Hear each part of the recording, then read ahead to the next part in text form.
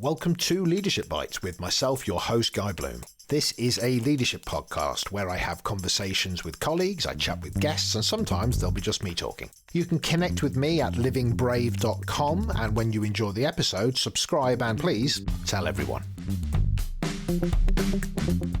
A countdown proves that we're professionals, so we are straight into it. Listen, Paul, fantastic to have you on this episode of Leadership Bites. Thank you so much. And I just want to start off with saying what I always say for every single guest. I clearly know who you are. The audience probably doesn't, or some of them might, but for those that don't, just introduce yourself.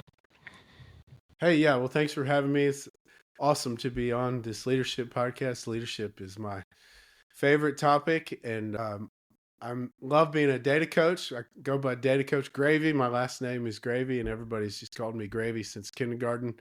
So I've learned to just kind of go with it. But love being here and talking about data and leadership. Those are my two favorite topics.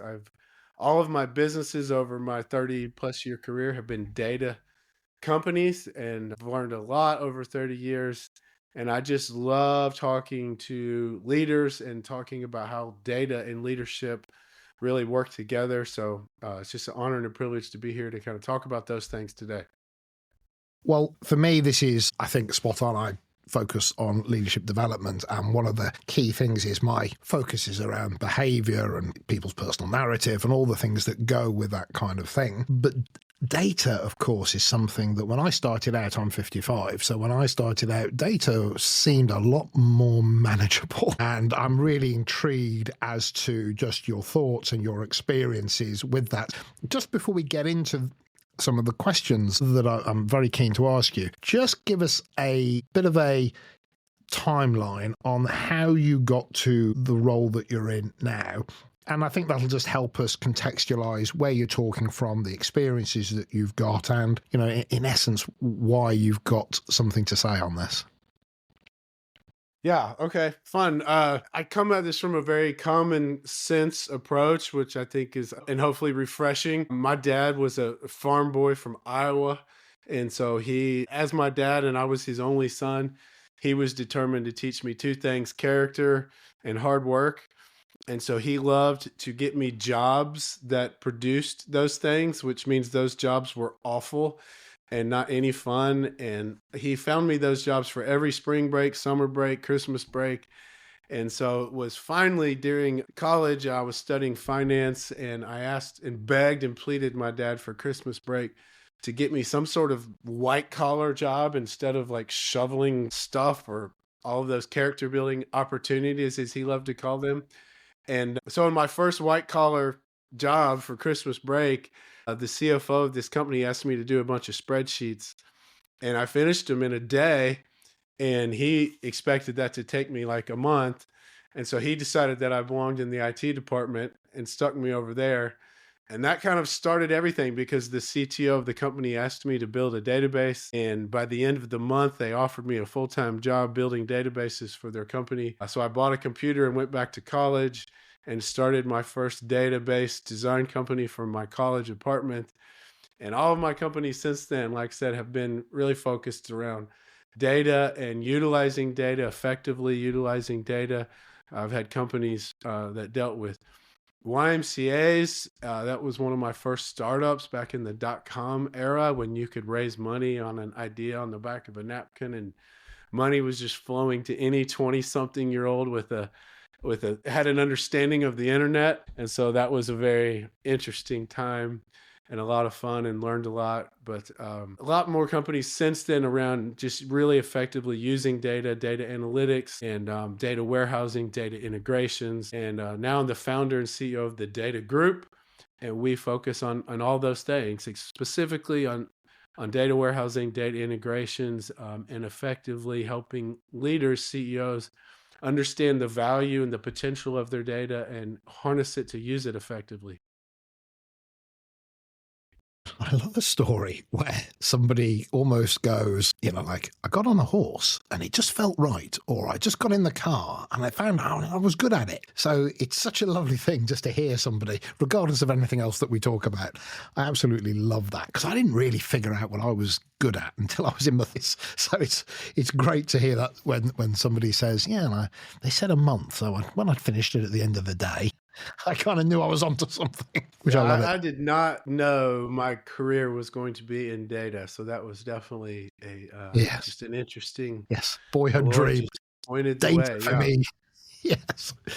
So you talk about the myth that data is too complex for non-technical leaders. So I just would like to probably get a starting point of, there are probably those that are very data orientated, and that doesn't necessarily mean that they don't make something complicated even more complicated. But I'm very keen in that kind of, what would you say are the myths around data when it comes for, I would initially think non-technical leaders, but maybe potentially even for technically orientated leaders? Yeah, I mean, so I've wrote the book Data Driven Leader, and that's the reason I wrote the book, is because so many leaders, I hear them speak, I hear them talk, and whenever they're asked questions about data, they kind of just immediately, "Oh, I don't understand any of that. Go talk to my tech team." And so they believe this lie that data is really complicated and it's something that they can't understand, and therefore they use that as an excuse, I guess, to outsource the leadership of their organization's data, which I think is just a massive, unfortunate lie that they believe, because data is so incredibly simple. What I love to say is, using the rule of three and how simple things are, data is three things: it's strings, dates, and numbers. And that's it. It's that simple. And, one thing we all, as leaders, the thing we look at from a data perspective and the thing that we understand is graphs and charts. And if you think about any graph and chart that makes sense to you, it's made up of those three components: strings, that are the labels of the axes of the graph, or maybe dates, and then the bars or the lines or whatever it is that make up the components of the chart are numbers that are summed together or in some sort of algorithm. And that's it. That's data: strings, dates, and numbers. And so it's that simple. And that's kind of my message to leaders and to CEOs, is this is really that simple. And if you're smart enough to be a leader, you're way smarter than you need to be to understand data. And therefore you're way smarter than you need to be to lead your data. And the way you lead your data is that simple too. It's that we need to effectively use our data. And so we need to own it and control it, and we need to fix it, discover it, we call it, and then use it effectively. And those are, again, kind of the rule of three, the three steps that we use at the Data Group: own your data, discover your data, use your data. And it's that simple. And so I can talk about that and that mission and how to lead that. But that's really my message to leaders: is data is so incredibly simple, and you can and you should lead it, because it is kind of the future of everything. Including all this crazy AI stuff that everybody's talking about. Yeah, so my message to leaders is data is incredibly simple: strings, dates, and numbers, and you shouldn't be intimidated by it, and you should most definitely lead it. Okay. So I'm going to come at this from a position of, my 12-year-old brings maths homework back and they've changed maths and it freaks me out. So I could very easily be one of those people that goes, I intellectually can understand what I'm being told as potentially an outcome.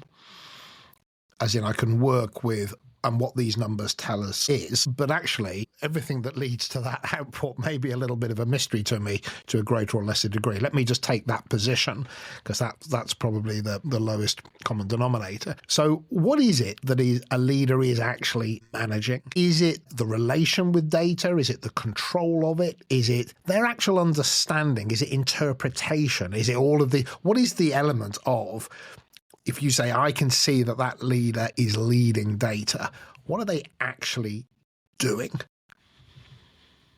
Yeah, great question. And in our kind of preparation for this podcast, you talk about, your podcast is about leadership and culture, right? And that's what a data-driven leader does. What any leader does, right, is we all, we've all heard the phrase as leaders that culture eats strategy for breakfast. And so that's what a data-driven leader does, is creates a culture where data is valued and data is utilized.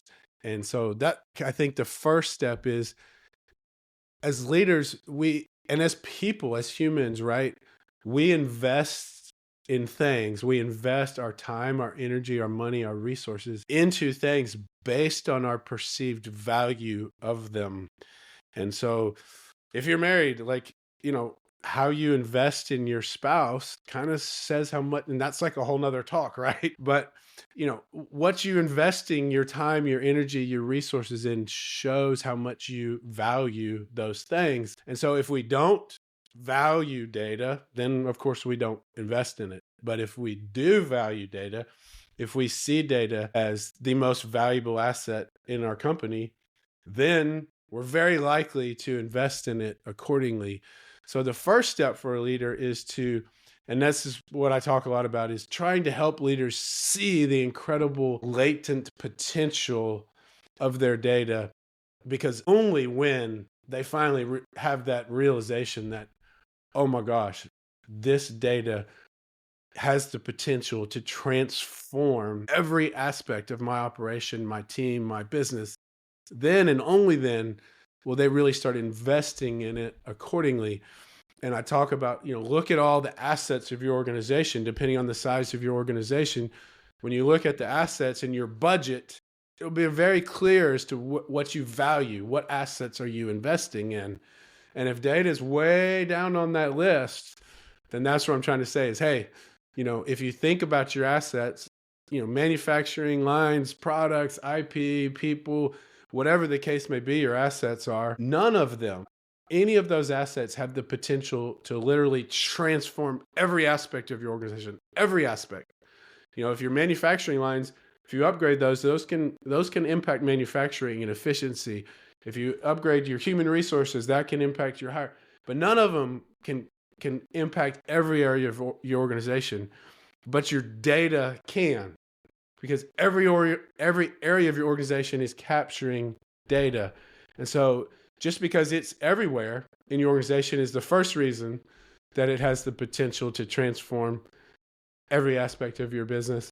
And so just understanding that, hey, we have this data and it's everywhere, and it can help me understand everything about my business and can help my team understand everything. It can see problems before they happen and help us proactively put out fires before they start. Help us to be more strategic, help us to plan more strategic, help us to spend our money better. So that's what I love about data, is it has the transformative power to transform every aspect of your business. And so as leaders, it's one of the things that we should be investing in the most heavily. And when I was younger, I heard this, you have these few quotes in your life that just blow your mind and really have an impact on you. And I'm not sure who said it, but it was that you are, to this point in your life, the sum total of your thoughts. You can be nothing else. And so when you think about our brains and our thoughts, and what that means is that our thoughts are guided by the inputs. So the data, right? So everything we've read, every conversation we've had, all of the data that we've put into our brain quite literally is who we are. And so I'll make that leap then to say, your data of your organization is who your organization is. It is literally the identity of your company, because every transaction, every sale, every customer complaint, every widget that you've manufactured, there's a data record of the life of your company for that event. And so the data literally is your company. And so harnessing the power of that it literally is who your company is, and everything about it is the story of your company. And then using that story to then say, hey, the past is the best predictor of the future. Where does our data say we're heading? And what do we need to change to get our story headed in the right direction? And the data is the only completely unbiased, messenger of where your company really is today. Everything else is biased. Your people, your team, yourself. But your data gives you the complete and total truth about the story and the life of your company and where you are today. And it can tell you, where you need to shift. And so that's why I just think data is so incredibly valuable. And I want leaders to really understand that value in the depths of their leadership soul so that they'll invest in it like it's their most valuable asset, because it really is. So when you look at organizations who are getting this right, is it newer startups? It's easier for them because they're smaller and they started off in the current age, or actually no, you'd be quite surprised at that, or actually no, the bigger beasts, they've got the money to throw at something like this, unless they've been going too long and they're trying to retrofit something they should have done 20 years ago. So is there anything that sort of says that the newer, the more likely it is to be where it should be, or the older it is, they've had longer to get it right? Or actually no, if you draw that line, it's probably a bit of a bugger's muddle everywhere, but or maybe some have nailed it. What's the balance there? Yeah, no, I don't think there's any trend there. There's startups struggle with it because you're busy, trying to really grow and build your business, and big, huge, massive enterprises struggle with it because they've got so much disparate data in so many different locations.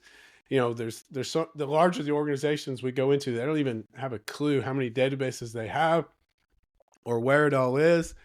And with today's ever proliferating SaaS systems, the data is all data for all companies, small startups to big organizations, is just continuing to be scattered in the cloud as we adopt these SaaS systems. I love SaaS systems. I think they're great. They're wonderful for so many reasons, and they're amazing, but they continue to just spread our data out and make it more and more difficult to really own it and control it and use it effectively. So that's, the challenge is we're in this data proliferation, but we're also in this continual data scattering because we're using all these SaaS systems that continues to just spread our data out in the cloud.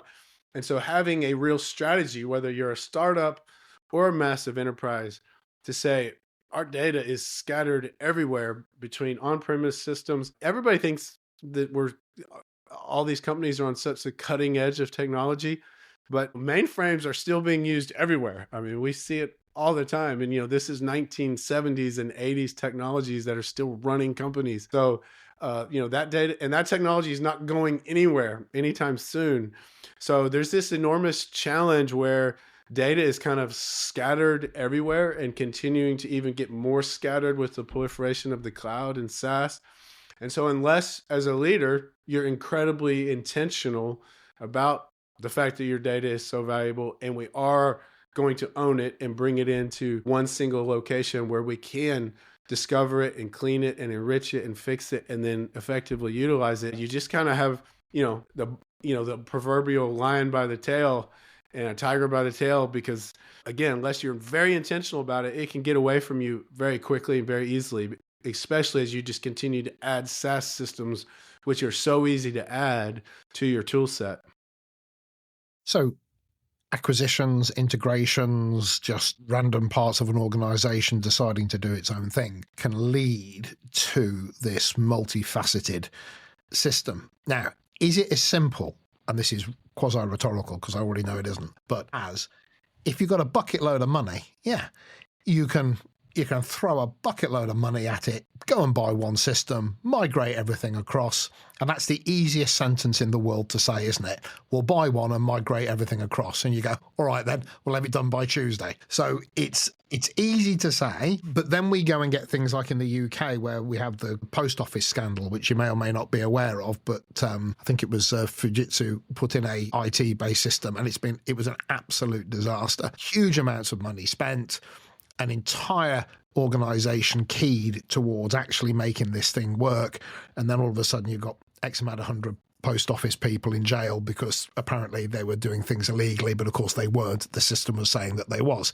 It all went horribly wrong. So this isn't, where's this kind of, okay, I hear you there. I'm bought on board. I think we should absolutely make it all one system, one central space. But actually, is it people are scared of the cost? Are they, you know what, don't mess with it. It's like the wiring in the old building. If it's still working, just leave it. What goes on for people that stops them? Because intellectually, it's probably not a difficult step, but what is it that stops it? Purely money? No, it's not just that. What is it? No, it's not money. It's leadership, and it's intentionality. You're right. It's intellectually. It seems like a Mount Everest to climb, and so with anything in life that seems like a huge mountain to climb, what do? We procrastinate on it because it just. I'll get to that later because it's too big for me to tackle today. So you have to have this data-driven leader, data-driven culture building mindset that yes, this is an elephant and we're going to have to eat it one bite at a time.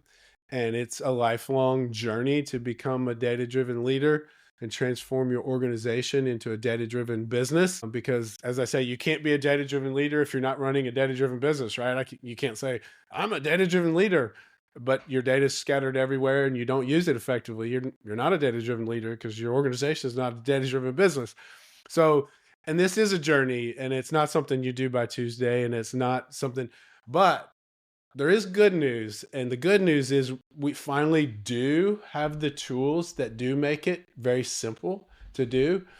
And I use the word simple because it is simple, but that doesn't mean it's not difficult. But the only reason it's difficult is that it requires perseverance, right? And John C. Maxwell, one of my mentors in leadership, he says everything worthwhile is uphill.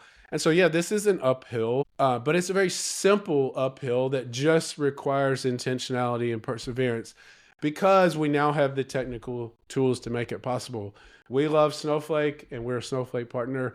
And Snowflake is an amazing cloud-based data warehouse that does make it incredibly simple to finally really load and own your data in a single location to make this possible. Data warehouse is the first conceptual idea of data warehouses was back in the 1980s. And we only had transactional databases back then from the 80s till really about 2010. So there's like these 30 years there where this is a great idea. And everybody's like, oh, we should, build these data warehouses and own all of our data in one version of the truth. But we were using the wrong tool for the job. And we all know what happens when you use the wrong tool for the job. It's just, it's a disaster. And so we were trying to make these data warehouses in the wrong databases. And that's why the ROI on all these projects was awful and they were generally failures. And so it kind of data warehousing and this whole idea got a really bad name and people and then we did something even worse as we tried to say, well, let's make data lakes and even put unstructured data in it, which makes no sense. You haven't even solved the first problem of owning and controlling your structured data. Now we're going to make it more complicated with unstructured data. So that even was a bigger disaster. And now we've got AI and we're trying to, and so that's my kind of point to leaders is look, let's take a common sense approach to this. We now have these amazing cloud-based data warehouses tools that make this easy. Let's be very simple and be very intentional.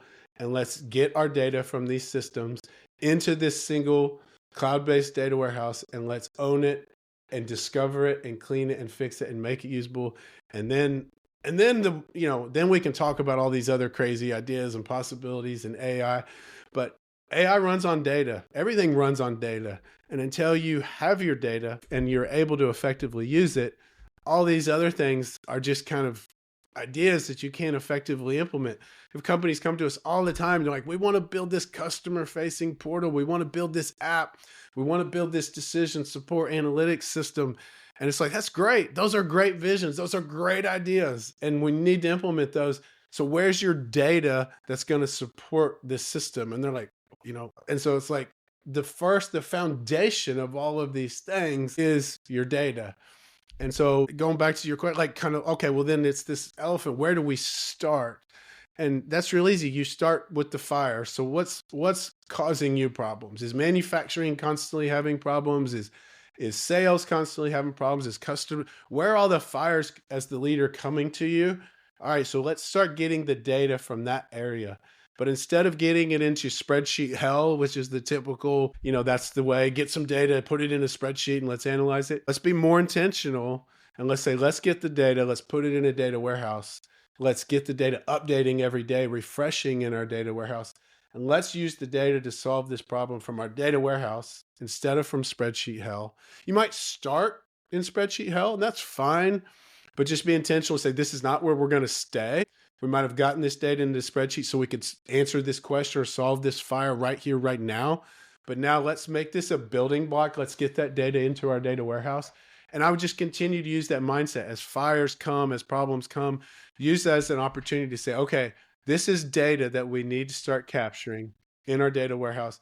And let that be your strategy is let's use the data that helps put out fires. Because what you're doing is you're solving problems. You're solving those problems forever because you're getting that data. Now we can proactively monitor that data. We can see those problems coming.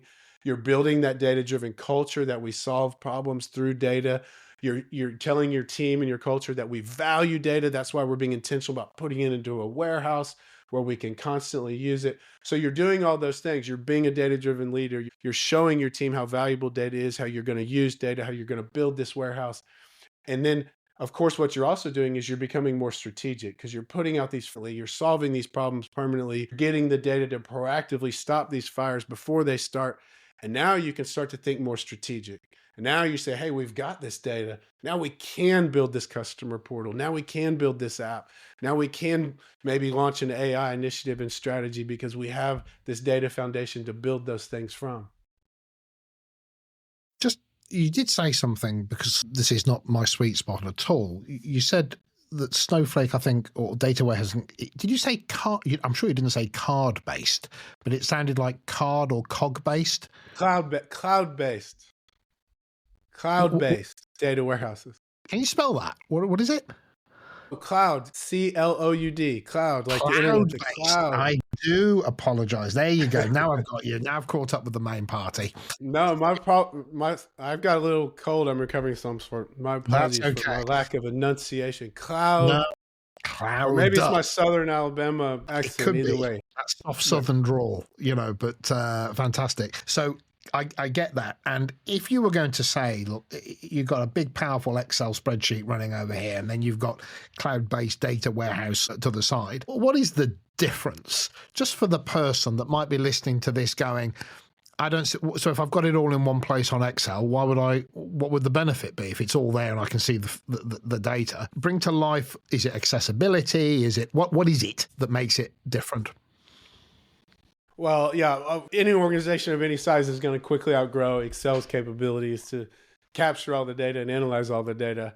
So that's the first thing, is just a scalability issue. The second issue is kind of what people like to call governance and control. Very difficult to control. If you've got sensitive data and spreadsheets, they're too easy to just send around, copy around. So there's no real control or governance of that data. So a cloud-based, I'm trying to say that more enunciation, cloud-based data warehouse, Snowflake's going to give you those things: total scalability, the ability to just throw as much data as you want and need and as you capture into it, and still be able to analyze it and use it effectively. And it's going to provide you those controls, that governance, where you can manage who has access to what very simply. Snowflake is an amazing tool. It has some interesting competition. This whole cloud-based data warehousing market is going to be fun to watch. And it's just awesome because, again, it's finally giving us the right tools to be able to effectively really harness all of this data and be able to query it and analyze it effectively.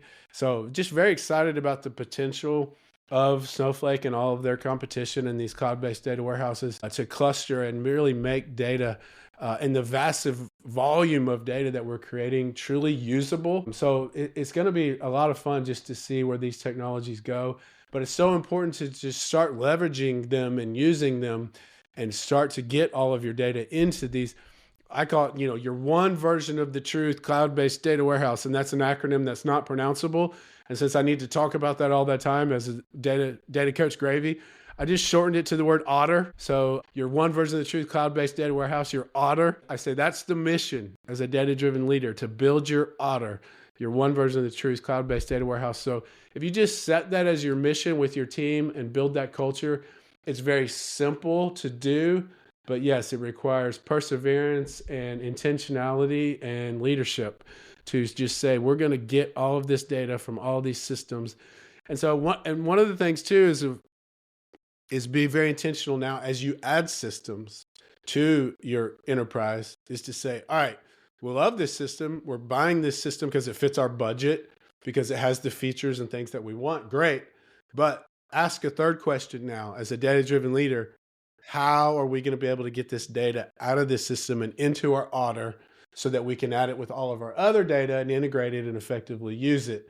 So, I mean, that's just, the way the world is and the way companies end up the way we are is we just buy systems because they fit our budget and they have the features that we want. And then later, well, how do we get this data out of it? And then that's the challenge, is that wasn't thought of up front and asked up front. And so just as you purchase new systems, always ask that third question, which is, how is this system going to allow us to extract the data out of it and get it into our data warehouse so we can use it effectively? So I'm a senior leader. What are the actionable insights? How do I gain actionable insights from the data that I have in a business? So and I don't know if that's what you can't unless you've done all the stuff I just said. Or actually, is there a pre and post capability? I don't know. But what are the steps to gain actionable insights from data in a drive to have business growth? Yeah. So again, we have to establish that culture, right? And it starts with the leader. And the good news is, as we all know, we don't create culture. We are the culture. So if we're a joyful, happy, leader, then our team becomes joyful and happy. If we're a leader that's always doing things excellent, our team becomes excellent at everything they do. So our culture is created by who we are. So as a leader, the actionable step is you need to start to understand the value of data, and you need to start to use data. And so we need these little simple hacks. If you've read James Clear's book, Atomic Habits, which is a great book on habits. And so he talks about the guy who's trying to reestablish his exercise habit. And he says on the first day, he just puts on his workout clothes. That's it. And then he takes them back off, The second day, he actually drives to the gym and then turns around, goes back home. And so he's not working out, but he's just starting the habit of showing up, right? And so we need these hacks to kind of get the ball rolling. And then, of course, it takes the perseverance to realize the compounding energy and results of those habits. But how do you get started, which is your question? How do you get started being a data-driven leader? And so I was trying to think of a hack, how do we do this? How do we start to really use data all the time? And I was doing this kind of word study, and one of the phrases that's the most commonly used phrase in all of language is I think, and then whatever. And so if you were to get your assistant to come into every meeting with you and your team and just count a tick mark for every time somebody says, I think, you'd just be like, oh my gosh, we say the words, I think, all the time. And if we're going to become a data-driven leader, this is the hack I want you to use, because when you say, I think, this is what you're saying. You're saying, I have no data whatsoever to back this thought up, but I think this is what we should do. And so when you're talking about decisions and strategies and trying to solve problems, when you say, I think, that my hack is replace I think with, do we have any data? Because then what you're saying is, I'm going to quit assuming, I'm going to quit thinking. I'm going to say, instead of I think, why don't we go get some data on this problem? And that way you're starting this process of changing from just jumping to conclusions, jumping to assumptions. My bias, my thinking is this, to, hey, let's let the data show us the reality, and let's let the data guide how to solve this problem. Now, you say, well, sometimes there's a fire, we got to put it out right now. We don't have time to say, hey, go get some data. All right, so just reverse that and say, here's the decision. This is what I think we should do. But now let's gather some data on this to make sure that that's the right decision. So again, just always let's use data. Let's replace I think with let's get some data. Or this is what I think we should do. Now let's get some data and circle back in a week or a month and make sure that the data is showing that was the right decision. And so again, you're creating this data-driven culture by showing your team, I value data, and data is the truth, and we need to use that unbiased truth to really guide our decisions and then to correctively steer. Maybe it was the perfect right decision, but maybe the data is showing now we need a course correction. So just constantly using data and teaching your team that creates that data-driven culture, teaches everyone that we value data. And then that makes it a much easier conversation once everybody kind of starts seeing, hey, data is really valuable and we do need data to make these decisions. And when we use data to make decisions, they're better decisions and they're more unified decisions. I mean, when I go into a meeting and I say, I think, I've opened up everybody to say, well, I think. Well, and I think, and now everybody's got their opinion, and now we're maybe fighting and we're not unified. But if I go into a meeting and I say, look at this data, and everyone in the room goes, man, that data clearly shows this. Now we're unified, right? And it was nobody's opinion. It was everybody, it was the data telling us the reality and the truth. And now everybody's on the same page, everybody's unified. Everybody sees the problem clearly, and we're marching in unison towards the common goal, which is, of course, the goal of every leader, right? To get your team all in lockstep on the mission. And so nothing is more unifying than data, and data showing the way because it's unopinionated, it's unbiased, it's not somebody else's opinion. And we all get on board with it, and then we're all in lockstep behind it. So those are just the incredible value of data, and just constantly steering your team. Hey, let's use data. Let's use data. And now that they understand that value, it's a lot easier to say, hey, let's spend money on our Otter. Let's spend money getting Snowflake. Spend money building these integrations to load our data into Snowflake. And you're creating that data-driven culture, that value of data that makes those decisions a lot easier to make, that makes that investment a lot easier to make. It runs a very interesting parallel, actually, to when I'm working with teams or I'm doing executive coaching, and I'll ask the question, for example, if they're struggling with an individual or they're thinking about their team. And I ask that question, what are people's thoughts on you, or what does this individual think about you? And I think, and I go, let me just pause you there. How could you know? And of course, the answer is go and ask. But that principle of, guess what? That's the same thing, isn't it? You don't have the data. And that whole mentality actually is universally true. One of the things that really resonates with me is this idea of the heaviest weight of all is not knowing. And actually, as an individual or as a team or as a CEO, actually, we carry this weight that we may have got used to, which is we don't actually know.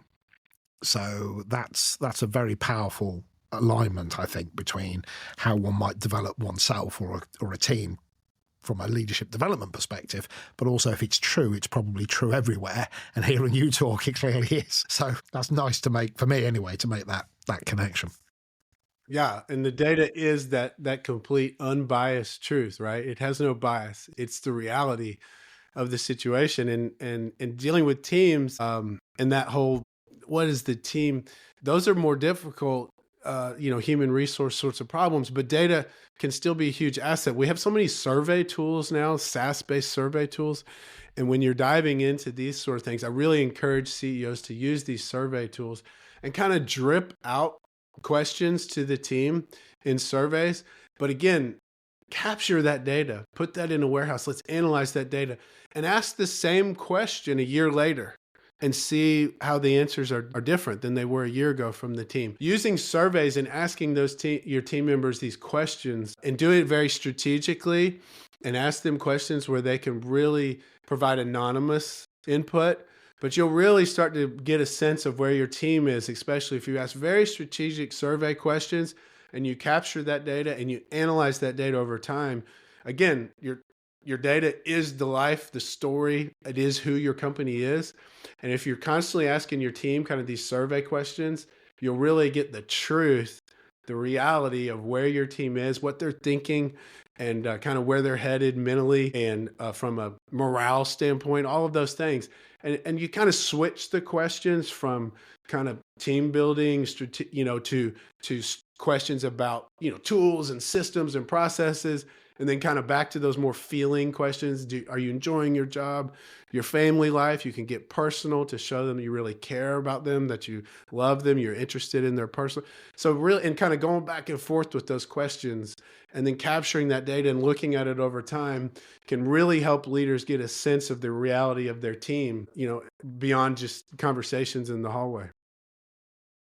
So I'm quite fascinated by AI and ChatGPT, which is probably where I kind of top out. I know there's other ones around. But I remember when Google came out, and before that I was using Ask Jeeves or whatever it was, and it was a revelation. You had this thing that actually gave you an answer in a really quick way. And I remember going, blinking heck, and showing people, and then everybody going, blimmin' hell, it makes the internet work. And now ChatGPT, what I've also noticed is I'm very rarely using Google.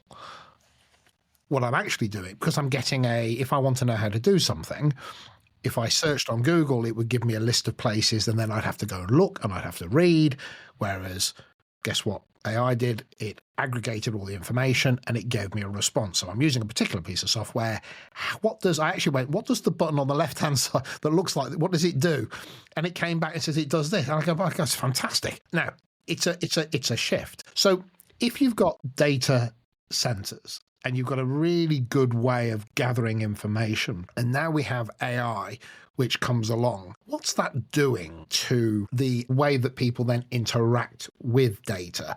That if you already understand it, you're way ahead. But what might surprise people and what might be a bit of a revelation for people? Because one of the things I know is when I have a room of 20, 30 leaders and I say, who knows what ChatGPT is? 75% of the room put their hand up. And then I say, how many of you have used it? Then I'm left with 25%. And then I go, how many of you use it every day? And it's usually me and one other person. So there's a very quick drop off.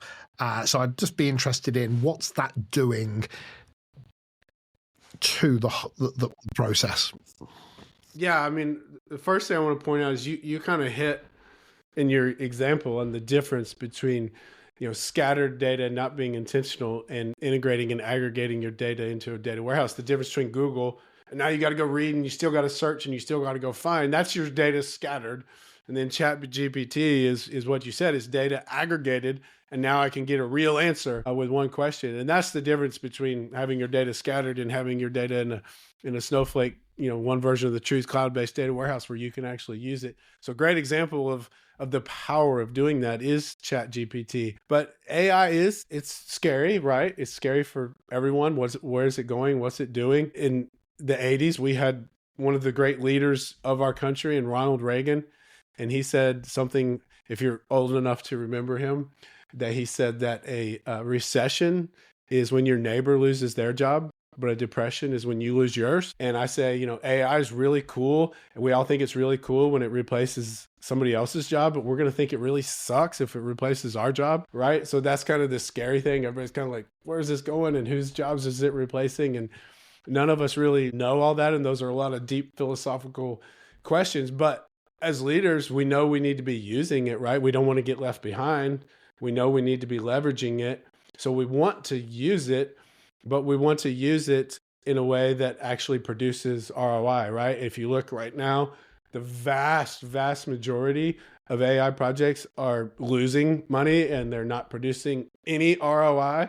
So again, being the common sense, data-driven leader approach, my message to leaders is, hey, let's pump the brakes on the AI, because what we need is that foundation. We need to get our data ready to be able to actually do something valuable that returns ROI with an artificial intelligence strategy.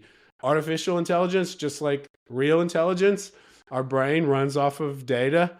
And so you could have the best AI algorithms in the world, and if you don't have good, solid data to feed into them, you're going to get really bad results. So what we need to do is, again, take that common sense approach, the data, our company and organization's data, and getting it into that one version of the truth data warehouse, getting it clean, getting it meaningful, enriching it so that it's incredibly useful.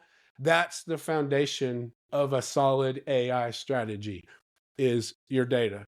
So again, use the data to solve problems, use the data to make your company completely data-driven, to be more strategic.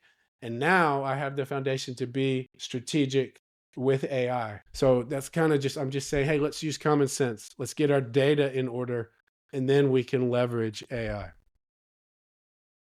Do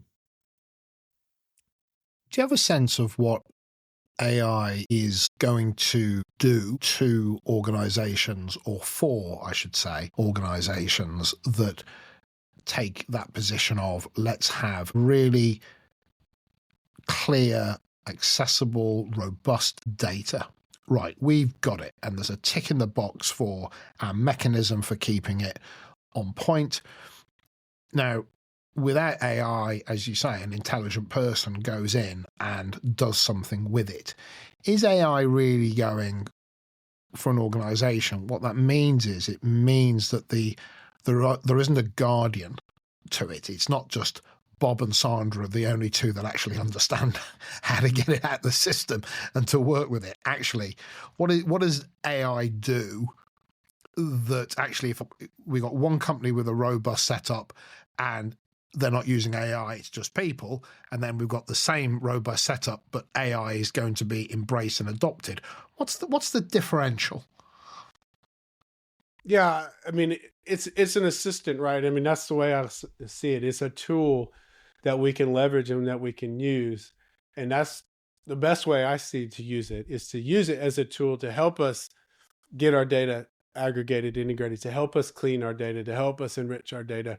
And it's starting to be able to do some of those things. It's in its infancy, but I think that's one of the big ways I know it can help from a data-driven leader perspective, is it can help us in this process of owning our data, discovering our data, using our data.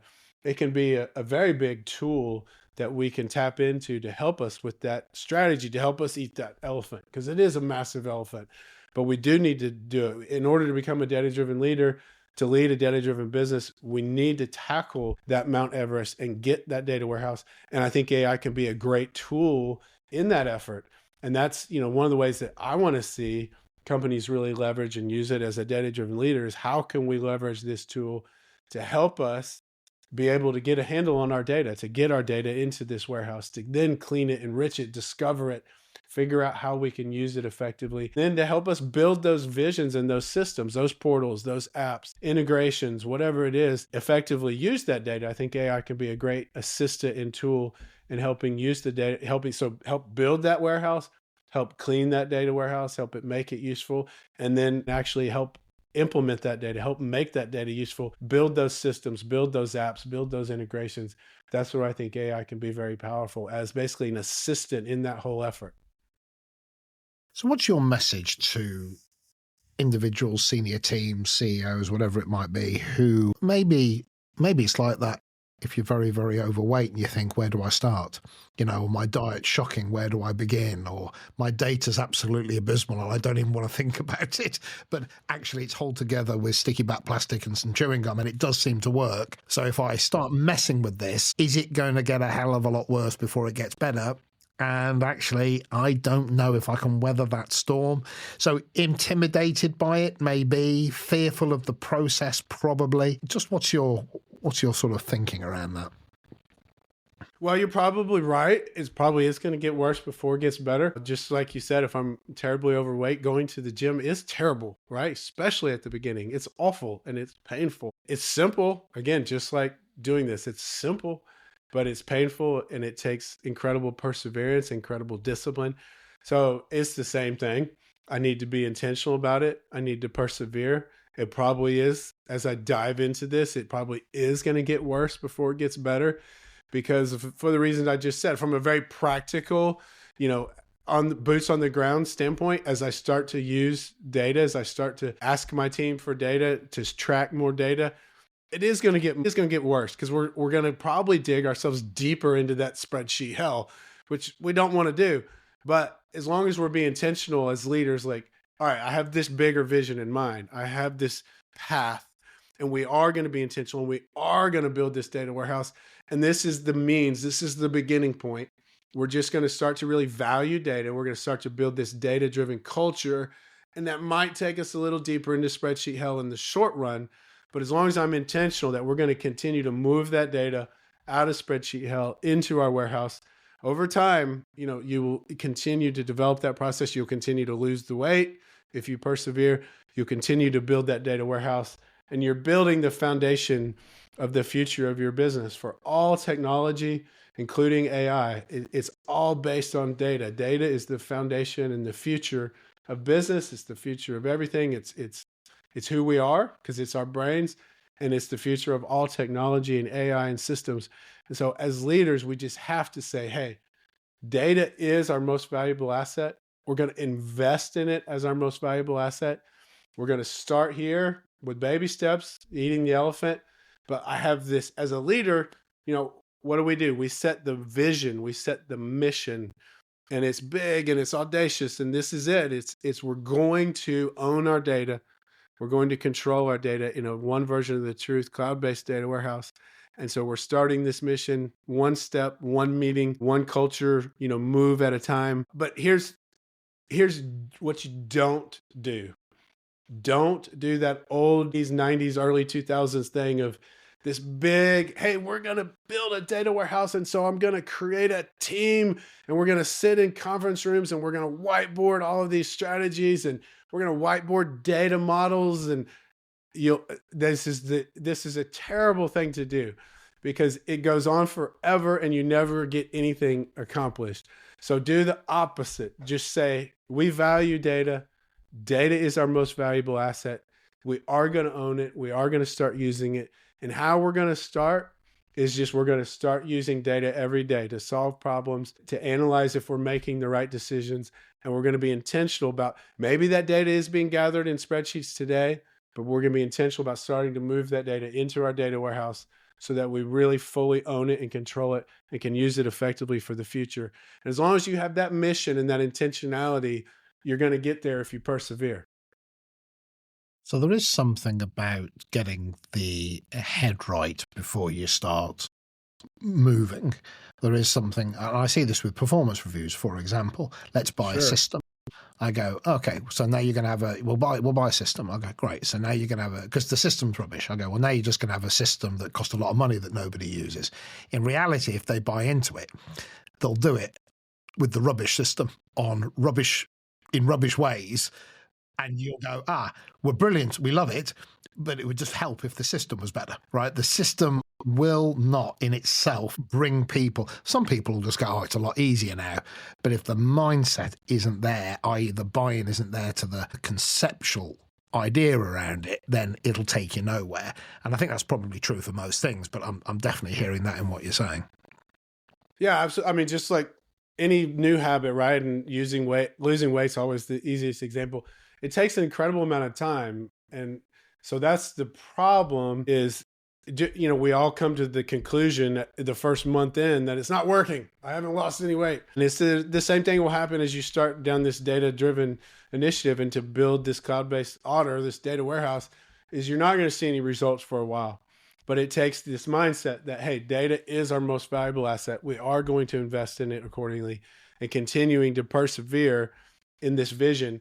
And the way, again, to get everybody behind it is to kind of just create this immediate data-driven culture, get this buy-in that you're making better decisions. You're using data to make better decisions. You're using data to make course corrections. And then you're going to get the buy-in to the investment into the long-term vision that this is valuable and it's worth persevering through because it is going to take time and you're not going to see immediate results. But if you keep that vision that this is our most valuable asset, we are going to own it and control it. We're going to be intentional about constantly moving data out of spreadsheet hell into our Otter and just keep that vision and keep just pursuing that data is valuable and we are going to use it. You'll get everybody in lockstep behind that mission.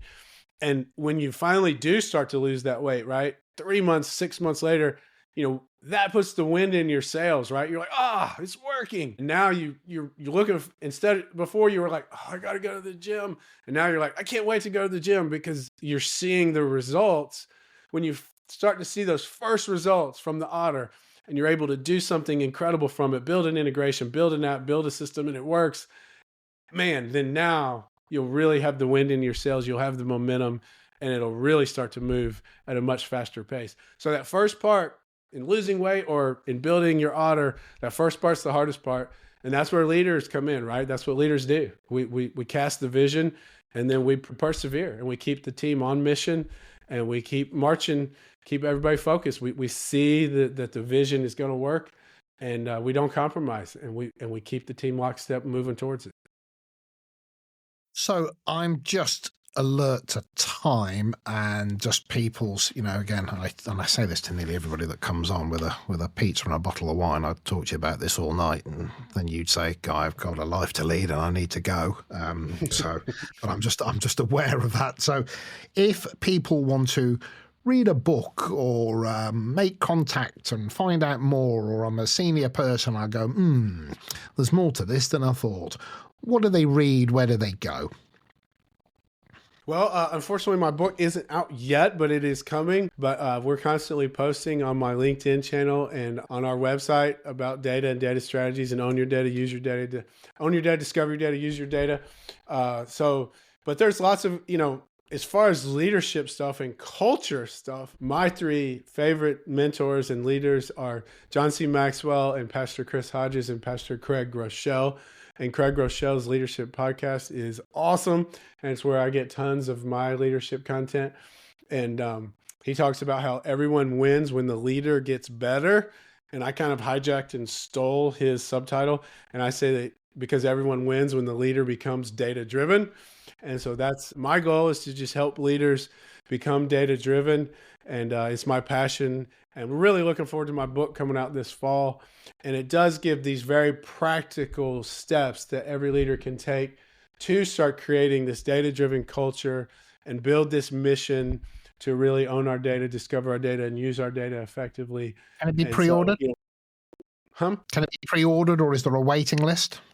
Not just yet. We're still in the editing phase. So as soon as we're done with the editing phase, then we'll start the pre-orders probably later this spring or summer. Great. Well, when you do, make sure you let us know. Okay. Well, listen, thank you so much. I mean, with all of these things, when you get somebody that actually knows what they're talking about, the passion and the clarity, sort of comes charging out. So I love that. And I really appreciate it. So just for me and anybody that's listening and or watching, just thank you so much for giving your time. Very much appreciated. Yeah, just remember, data is incredibly simple. There's nothing to be intimidated about. So thank you for having me, guys. It's been a pleasure and an honor to be on your leadership podcast. I love leadership and I love data, which is crazy, but it's a lot of fun to talk about it. So thank you very much. You need a t-shirt that says "I love data" on the front. I like that. I might have to get that. That'll be good. I think so. All right. Let's bring it to a close. Stay on just to make sure everything does what it's supposed to do. And thank you so much. Thanks, Guy. That's it. So I hope you enjoyed the episode. Please share so others get to hear about us, and subscribe so you keep up to date on new episodes. Also visit livingbrave.com if you want to connect with me and find out more about executive coaching, team effectiveness, and changing culture. Oh, and of course you can buy my book, Living Brave Leadership, on Amazon. So on that note, see you soon.